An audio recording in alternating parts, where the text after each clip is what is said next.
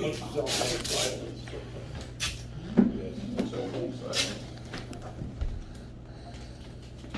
you, Petco.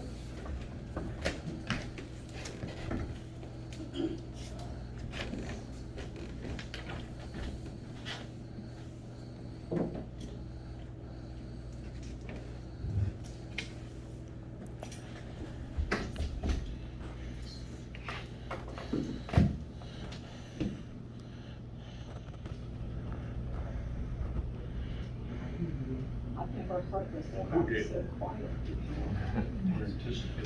So, ladies and gentlemen, it is my pleasure to announce Madam President Janine Bell Smith, who was very good at getting the top speakers, not only in our area, but nationally.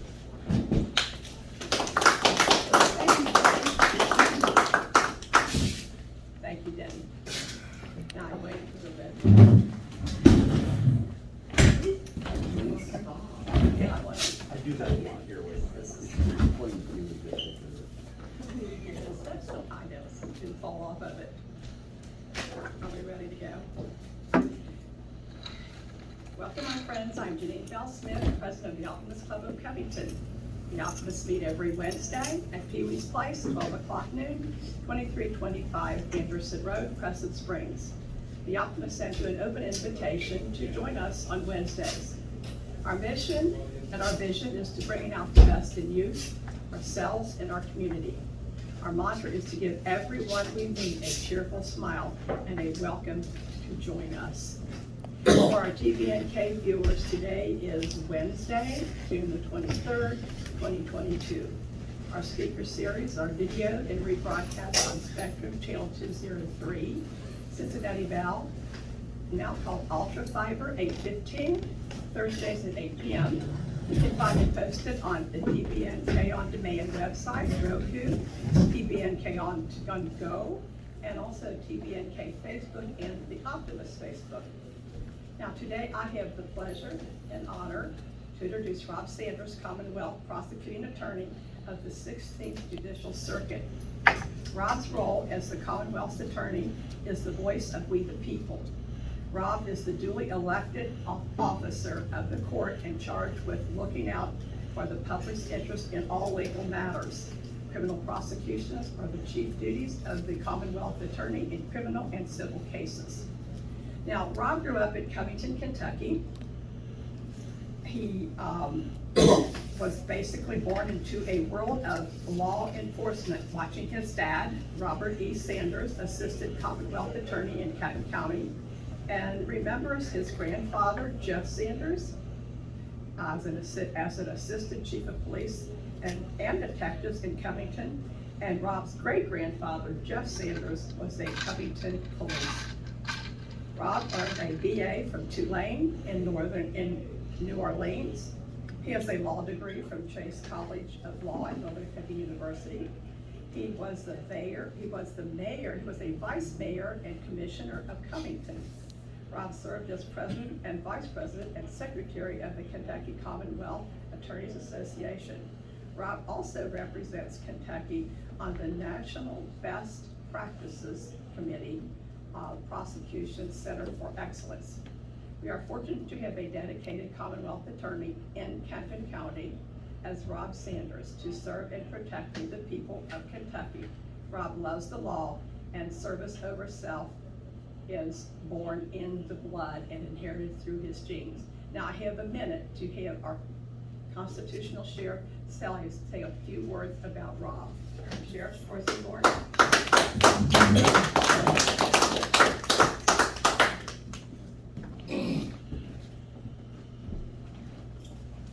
Thank you, Madam President. It's a real pleasure to be able to talk about our relationship with the Commonwealth Attorney, Rob. We do work together very closely. I'm not going to take up too much time describing our relationship. He's got to be in court in about an hour and a half, but I will tell one more story. I got a call from my chief deputy. I'm also the chief executive officer of the Kenton County Regional SWAT Team. So I got a call from my chief deputy one evening about 5 or 6 o'clock. Said, you probably ought to get on a site. There's a problem on Locust Avenue with a fellow barricaded. So I got my car, went down to the site. Rob was either there before I was or I before he, but we were close behind one another. This fella had lived across the street from his dad in a small trailer, burglarized his dad's place, ransacked things, took valuables, cash, had his own beer. I don't know what the brand was, but it's unusual. His dad knew who broke into the house because of the beer cans littered around. This fella had a standoff, and we thought we would be able to talk him out. We wound up to be a call out that lasted 14 hours or more. Rob was there to make sure we did everything by the book so that we didn't have any problems with prosecution after we got him under control. He fortunately did not give any hostages, was in this little trailer by himself. First we tried negotiations for several hours, that didn't work. We tried CS gas, I don't know what he was doing, he must have had gills like a fish, he didn't budge at all. Finally we decided to send our dog in. We sent the dog in. The assistant commander of the SWAT team was able to observe this fellow from the back window of this little trailer. Pardon me, told my dog handler, you better get in there, he's got the dog in a chokehold and he's stabbing him. So we breached the doors, went in there. The dog was unconscious. When the deputy started altercations with the clerk, the dog woke up, came to bed and took care of business. So after all those hours, we finally got him out of there, put him on a stretcher, and he was still raising Cain. Rob had given us and some of the other police departments Kevlar vests for canine corps. And our dog was wearing one of Rob's vests. It was stabbed 4 times, it did penetrate the vest, and did superficial wounds on him. After we got him charged with various criminal activity, I decided I wanted to get him charged with some sort of felony for attacking their dog. Probably for me, we looked it up, we couldn't charge him with anything except a misdemeanor animal cruelty. So Rob and I spent, what, a year and a half or so, got a statute making it a felony offense, just like if you were altercating with a deputy or policeman. To make a long story short, this thing went to trial. Somebody had told the people in the court that this guy had terminal cancer. So after all the problems we went through, they turned him loose. This is the frustrating part of law enforcement, I'll tell you. But without any more ado, I know that Rob has got to make the talk and get out of here and go to work. It gives me great pleasure to introduce Rob Sanders, our Commonwealth attorney.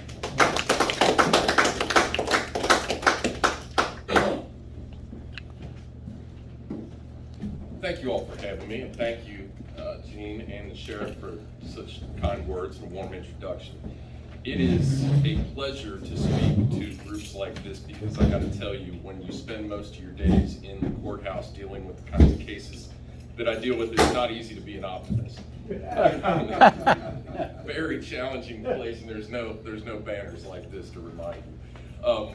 But you know, that's one of the great things about Northern Kentucky, not just Kenton County, but Boone, Kenton, Campbell, and our surrounding counties, is we really support our law enforcement. It's a great place to live. It's a great community. Generally speaking, it's a safe community.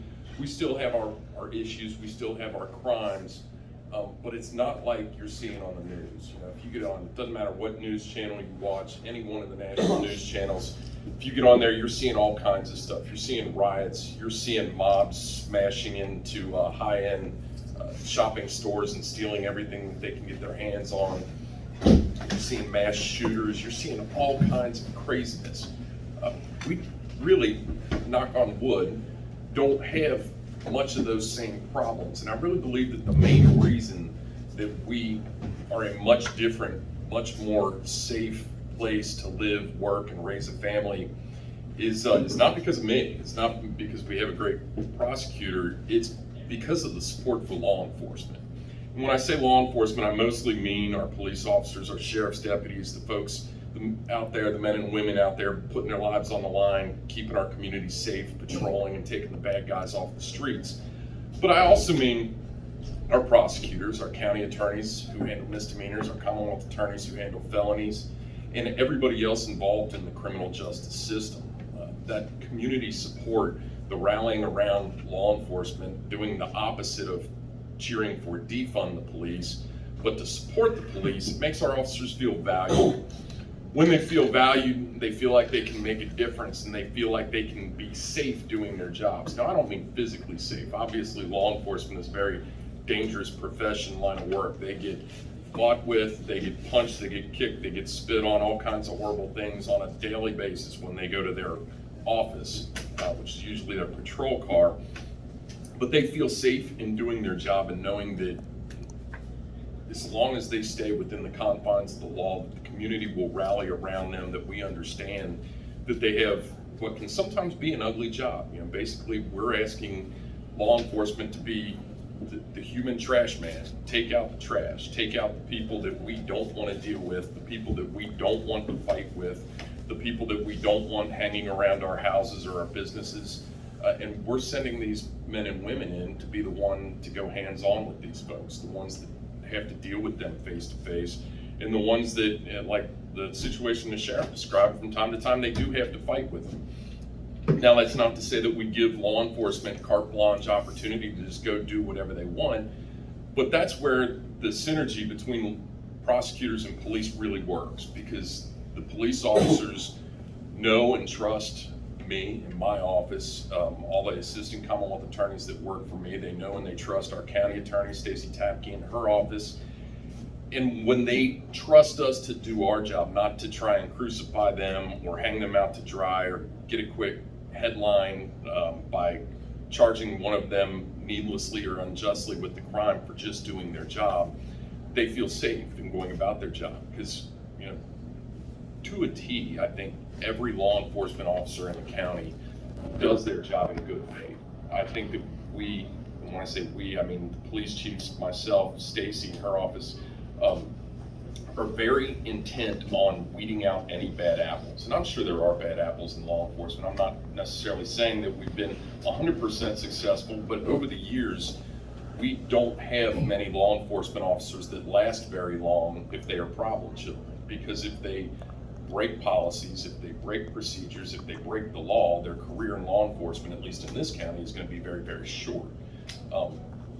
We are fortunate that, you know, they have in other big cities what they call a Brady list, which is the list of police officers who have some sort of black mark in their personnel folder that we have, that the prosecutor in that jurisdiction has to disclose to defense attorneys, saying that there's a problem with this officer. Either they've broken the law in the past, or they've lied in the past, or they've done something they ought not have done in the past.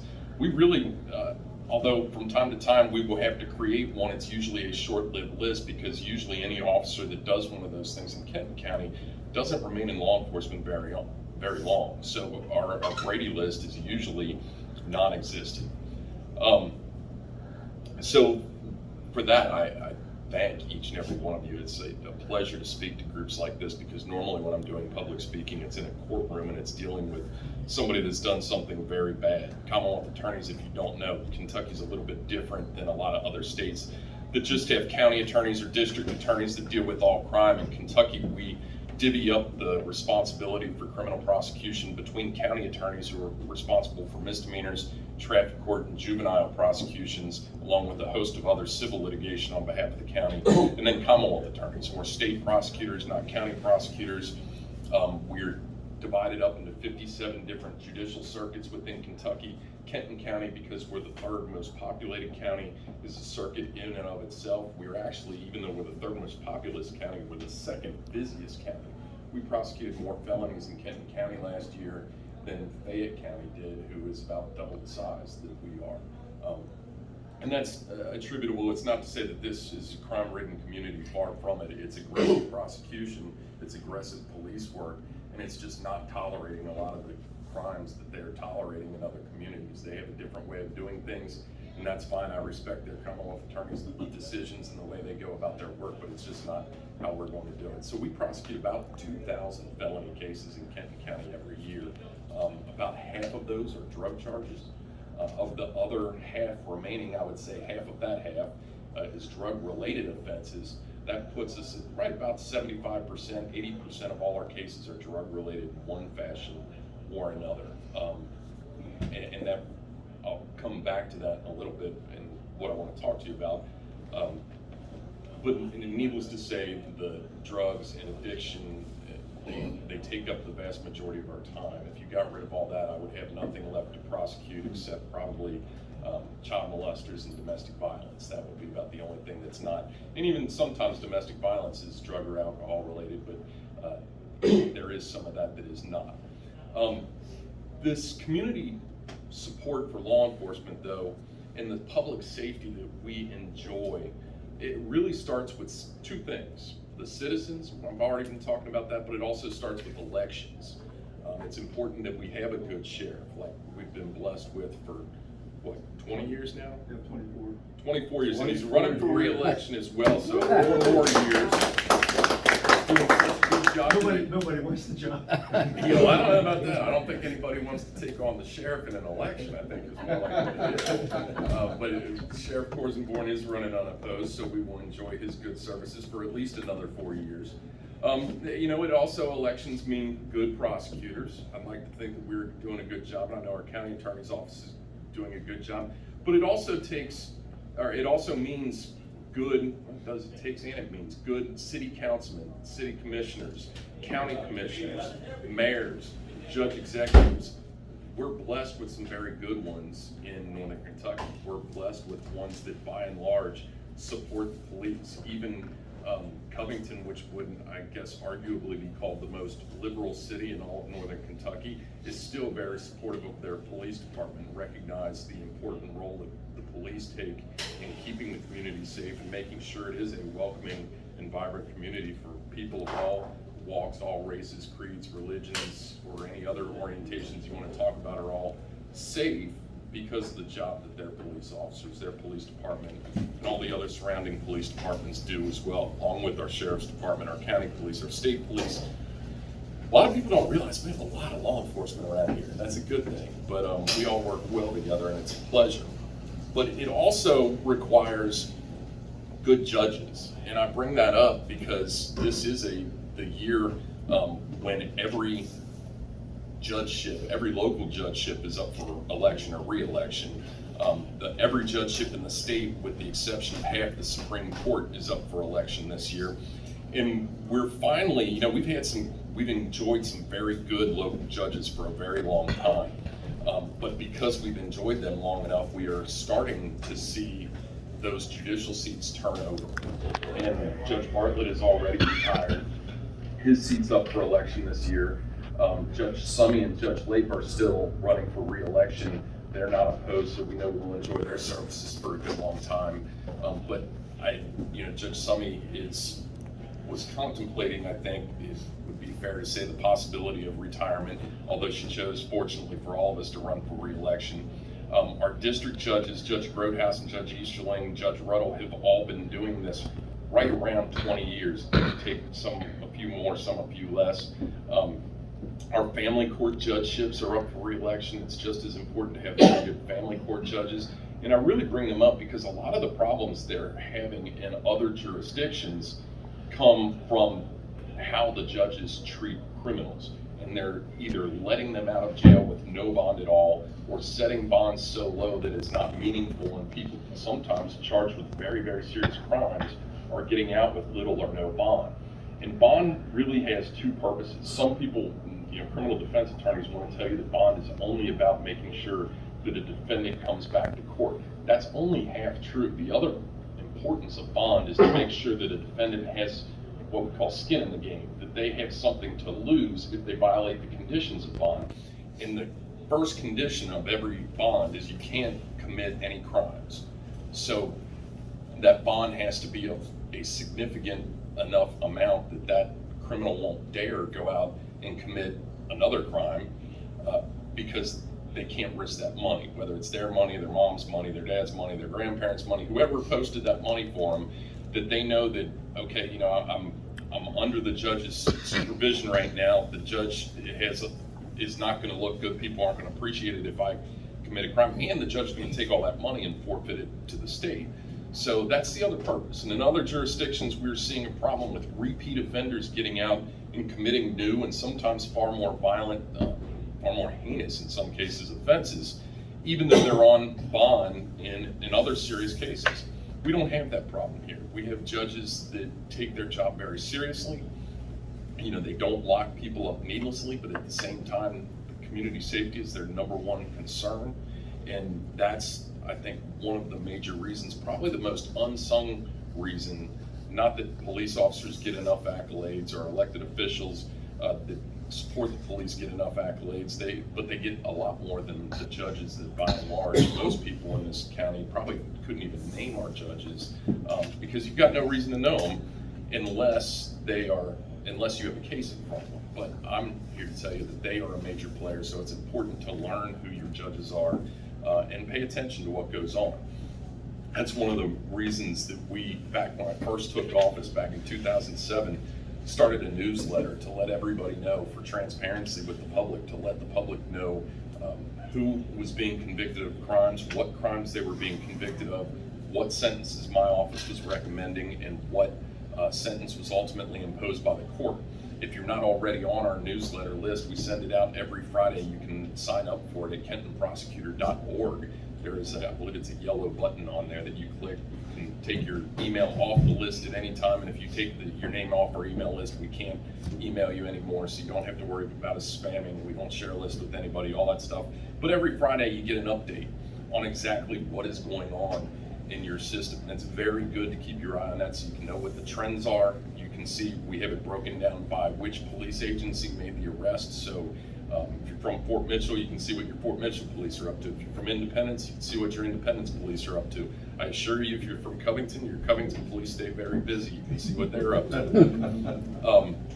You know, and all this, it's like a finely tuned machine in some instances. It all interplays with one another.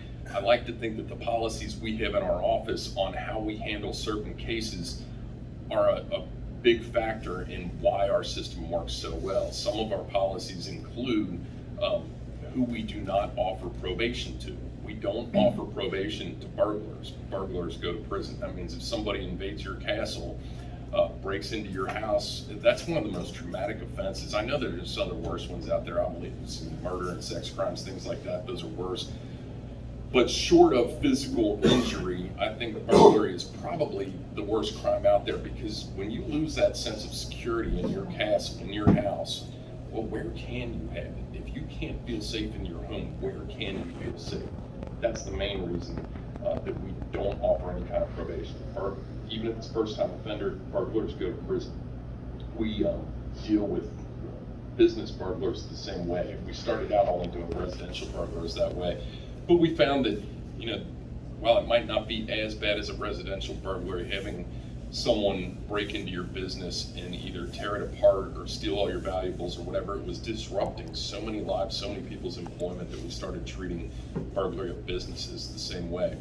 We also have a policy that drug dealers go to prison. We do not probate drug dealers. If you sell drugs and it's a felony, we send you to prison. Now, to be a felony offense in Kentucky, it's not like if you peddle a little dime bag of weed or something that's going to rise to a felony. For marijuana to be a felony, it has to be at least a half pound. Most of the time, those make up very few of our cases. Most of the time, the drug dealing cases that we are prosecuting in my office involve methamphetamine, fentanyl, heroin, cocaine, or pain pills. And pain pills are basically like a medicinal form of heroin or fentanyl. So we're talking about some very serious, very dangerous, very addictive substances.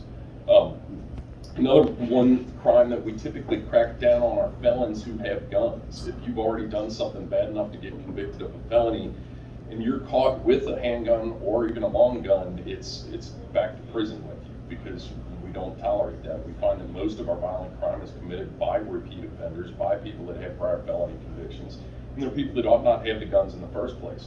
Now, I'm not far from someone who thinks we need to go out and grab guns or impose stricter gun regulations. I am very much a believer in the Second Amendment, but I'm also very much a believer in the rule of law.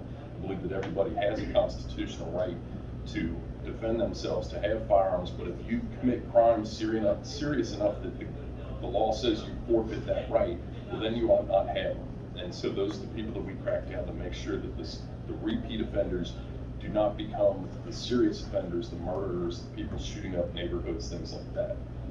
Now, That's a lot of straight to prison, straight to prison, straight to prison type talk, but that's not all that we do. In fact, we take a very polar opposite approach to drug addiction. For possession cases, not only do we not put people in prison, at least not straight to prison for possession of small amounts of drugs, we put them straight into treatment. We get them out of jail as fast as we can. We get them into, at the very least, an intensive outpatient treatment program, sometimes inpatient treatment programs. But what we do, we don't just do it blindly or willy-nilly. We send drug counselors into the jail, started sending North Key drug counselors into the jail to do evaluations. Now North Key continues to do it for us, but we also have drug counselors on staff full-time. It was something that Terry Carl started as the jailer when he hired full-time drug counselors on staff, but that Mark Fields, our current jailer, has continued as well. So we get people evaluated, not just their substance abuse issues, but also their life issues. You know, are they homeless? Do they have a place to live? Do they have insurance? If not, we'll get them signed up for American Care Act, or whatever an acronym for Obamacare is. We get them, somehow we get everybody into a treatment. If they're a veteran, there's special programs through the VA for veterans. We also have specialty courts, drug court, veterans court, mental health court. Look for any way we can to keep people with substance abuse disorders out of prison. It's really, we try to make prison a last resort. There comes a point though with drug addicts when they continue to break the law and they refuse the treatment that's offered to them that we don't have any other alternative. At some point we have to cut bait and tell them, go do your time, we'll see when you get out. Hopefully the correctional system gets your addiction problem straightened out, but we have to spend our resources on people that are still open to receiving those resources, people that have demonstrated that they are not interested in receiving help.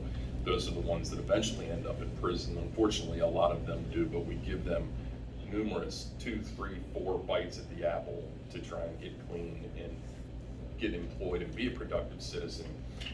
This all started back in 2015 when we started what we call our HART program, which at the time stood for Heroin Expedited Addiction, Recovery, and Treatment. It's evolved over time. It was intentionally, as you can tell by the name, it was initially designed for heroin addicts. And the reason that it was developed, the reason it was so important is because unlike crack addicts that we were dealing with before heroin became the major problem, heroin addicts were overdosing and dying before we could get their cases done. So we were trying to get folks, but in order to give you a little bit more detail, they were dying, so the judges started locking them up and keeping them in jail and not letting them out of jail while the case was pending. So our jail was bursting at the seams and overflowing.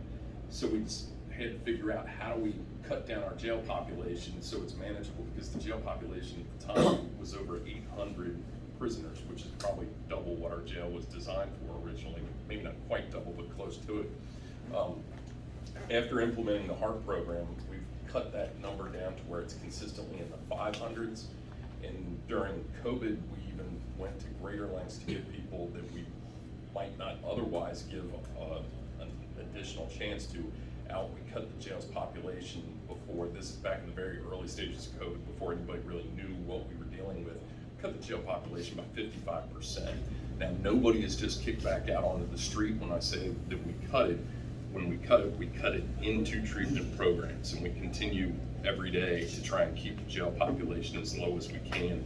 Make sure that we save those jail beds for people that really need to be there. I want the judges to know that if I argue for someone to have an increased bond, or for not to be given a lower bond or a chance to go to a program, that there is a very important reason that person needs to stay locked up. They're a threat to the community's safety.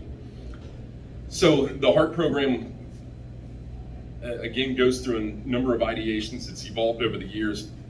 We now have aftercare services where we've partnered with the Life Learning Center down in Covington. The Life Learning Center supervises our entire caseload, which is now hundreds of people that are involved in treatment because of the HART program. In addition to going through the drug treatment program, when they're done with the drug treatment, they go to the Life Learning Center where they are given whatever it is they need to help them succeed in life. If they need to get a GED, they get a GED. If they need help finding housing, they do that. If they need employment, the Life Learning Center will put 100% of their participants either into a job, and we're talking a full-time tax-paying job, not some under the table, I'm working for some guy that pays me in cash at the end of the day, but a full-time tax-paying job, or into a full-time educational program at an accredited institution of one form or another. They have medical facilities, they have probation and parole officers right there in the building, so the folks that we send there that are on supervised release can report to their probation officer right there.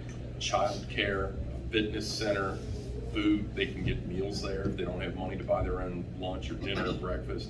You name it, the Life Learning Center will provide it for them. So and as we do all these things, all these different evolutions of the HEART program, we've seen the success of the HEART program tick up little by little by little. And I'm very fortunate for the Life Learning Center and their staff and all the different treatment partners we now work with. When we first started the HEART program, it was North Key or Transitions, or that's pretty much it. North Key and Transitions were the only, in the 1010 program, which is an organization that works with people that don't have any resources or insurance at all. Those were the three providers we had. Now we've got probably at least a half dozen, maybe a dozen different drug treatment providers that we're working with through the HEART program. St. Anne's has gotten involved. It's really the assets when it comes to drug treatment have grown exponentially in the last 7 years that we've been doing this program. So I could probably go on about the HEART program forever, but it's not really the most exciting thing that I do. And I do want to save time for questions at the end. Just to give you an update, the major case is the one that I actually became Commonwealth attorney to do. In July, I've got Hunter Moore. It's a murder case down in Scott County where I've been tabbed by the Attorney General to be special prosecutor. Because their Commonwealth attorney had a conflict. Mr. Moore fortunately has very significant psychiatric problems, and it may very well be a not guilty because of mentally ill defense, in which case we'll have to put him into state psychiatric care for hopefully the rest of his life because he beat his caretaker to death with a baseball bat. August, I have one of the worst child abuse, child molesting cases I've ever seen. Christopher Whitaker and Michelle Bray was boyfriend, girlfriend who were charged with using Ms. Bray's own children.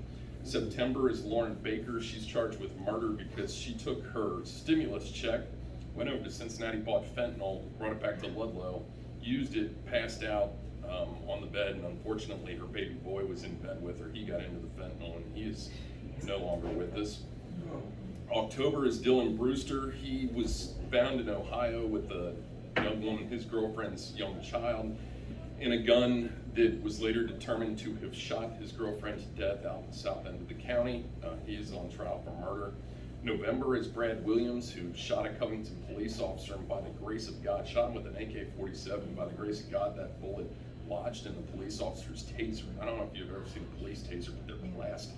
That bullet never really stopped in that. So somebody was looking out for him that day. I told the officer he ought to go to the casino boat because he's lucky. Let's see, Kevin Ferguson is also in November. He's recently indicted vehicular homicide case from the south end of the county. December is Marcia Miller, who intentionally ran over a man in the Value City parking lot down in County with her car. We can't figure out why, but she most is captured on video. She ran over him. She's on trial for murder. And then I'm already booked out through January of next year. That's Delbert Honecker. He's someone that got out of jail in Campbell County on a heroin possession charge during COVID when he probably wouldn't have had it not been for COVID. Went out and used heroin again, overdosed behind a wheel of a car and ran over a grandmother walking her granddaughter down 12th Street in Covington. Fortunately, they lived. Unfortunately, they suffered very serious physical injuries. That's not to ruin your optimistic day. If I did, I apologize. I'm really challenging you guys today. But I just want you to, I spend way more time than I want to talking about drug possession and what we do to deal with that. I just want you to know that there are lots of very serious cases, unfortunately, in this county that we still deal with on a daily basis. So that's what I like to focus on, and that's what I'm doing here for the next, looks like 7 months solid right now. So if you need me for a trial, you're gonna have to look at February, because that's when my first date is. Anyhow, I'd be happy to entertain any questions you all have. Yes? Why across the country doesn't possible threat to community seem to play a primary role in bail considerations? should.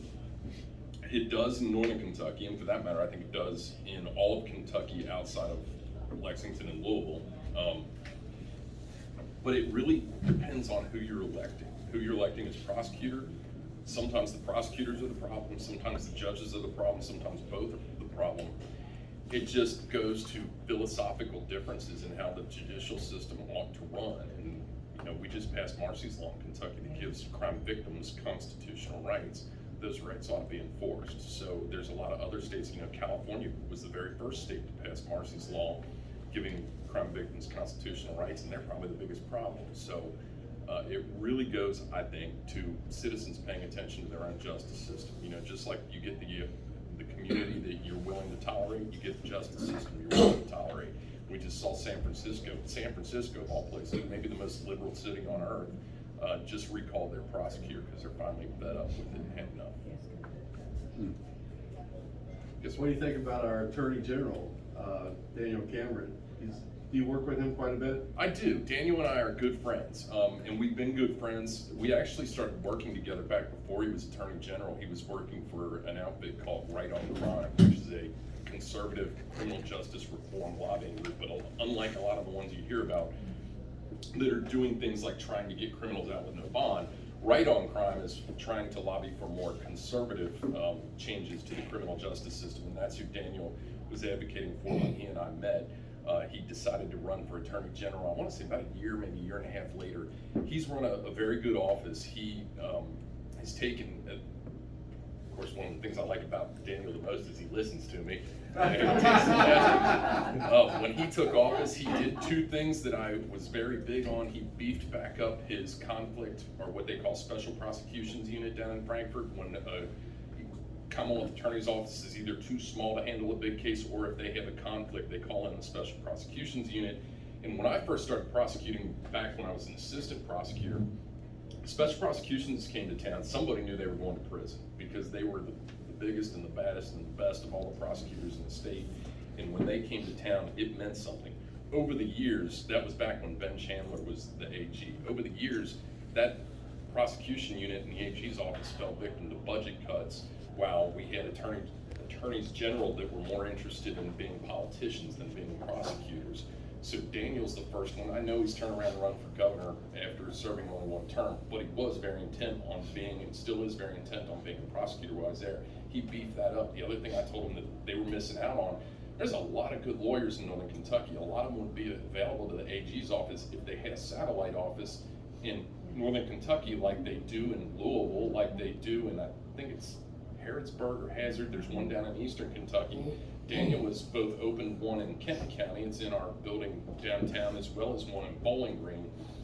And he's reaching out to tap into those resources of where they have more law licenses and good prosecutors. So there's two big things Daniel has done. But he and I remain close. We were text messaging each other this weekend because Sunday was his very first Father's Day. He's got a little boy, Theodore, and sent us a congratulatory text.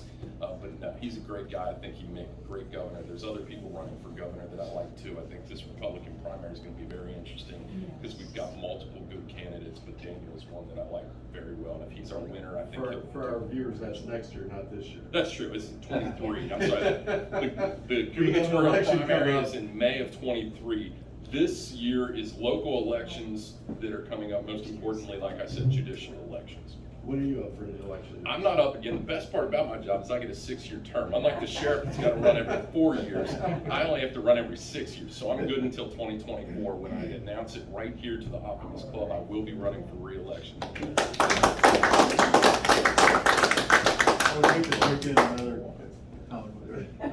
true. That's true. I've been doing this my 16th year now, so why, It's been why a break pleasure up to the work band? with you, Ron. Thank you, sir. Any other questions?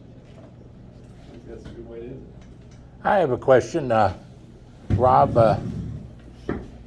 Your father and mother, they, which I've known for a long time too, and they have just received an award. Your father received an award that I think you ought to mention to the group because he's been an outstanding servant to the public also, not to mention the fact that him and her brought you into the world. That's true. My dad was just named Person of the Year by the Covington Education Foundation. It's an outfit, a charitable outfit that raises money to send good Covington public school students on to college, especially kids that can't afford to go to college, but have the grades to get in and the ability to succeed once they get there. They raise money to make sure that those kids have what they need to go to college and succeed in the world. So two of the biggest priorities for not just my dad, but both my parents is the city of Covington and the education. Because I know my dad, people see my dad now, he's a very successful lawyer, and they think, oh, Rob must have been born with a silver spoon in his mouth. That's not true at all. Dad had to beg, borrow, and steal to put us through school to make sure that we had the best opportunity, both in grade school and high school and in college and law school, and it's paid off and then some, because all three of his kids all ended up graduating from marquee universities. I'm actually the black sheep of the family because I went to Chase, my brother went to Pepperdine, my sister went to Harvard, but we're now all licensed attorneys, so they did a great job, and I was really appreciative of the Covington Education Foundation because it gave me a chance to give a speech bragging about my dad, telling him how proud I am of him, and it was really nice to be able to do that while he's sitting in his room to hear it. I thank you all for having me. If you want to get a picture of the three of us, then I'm going to give you one of our optimistic creators you can hang in your office. Excellent. How many of these do you have? I don't have any. They didn't give me one of those last time. Somebody forgot. Here, go ahead. Give me a minute here, Gene. All right. I want to give you the Optimist Creed and thank you for your dedication. All right. People love Covington and Kent, we love you so much, Kent County. Thank you.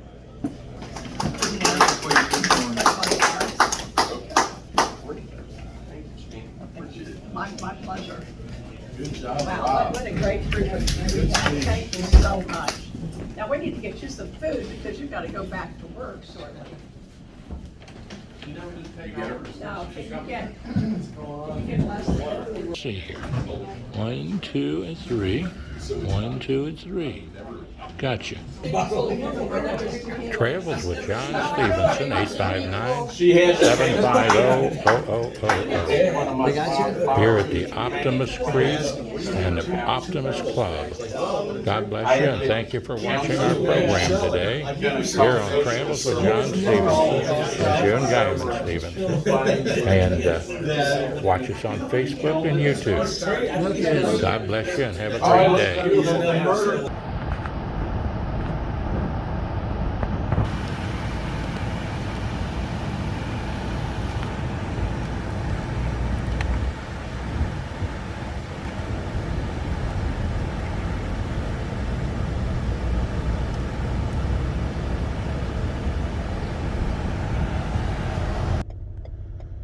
I'd rather have Jesus than silver or gold. I'd rather be his than have riches untold. I'd rather have Jesus than houses or lands. I'd rather be led by his nail-pierced hand than to be the king of a vast domain, or be held in sin's dread sway. I'd rather have Jesus than anything this world affords today. God bless you all. Hope you've enjoyed this educational program by Travels with Dr. John Stephenson. God bless you and have a great day. And lift everybody up in prayers. We all need prayers for the country and for each other. It's the Holy Spirit's job to convict. It's God's job to judge. It's my job to love. And I love you all. 859-750-0000.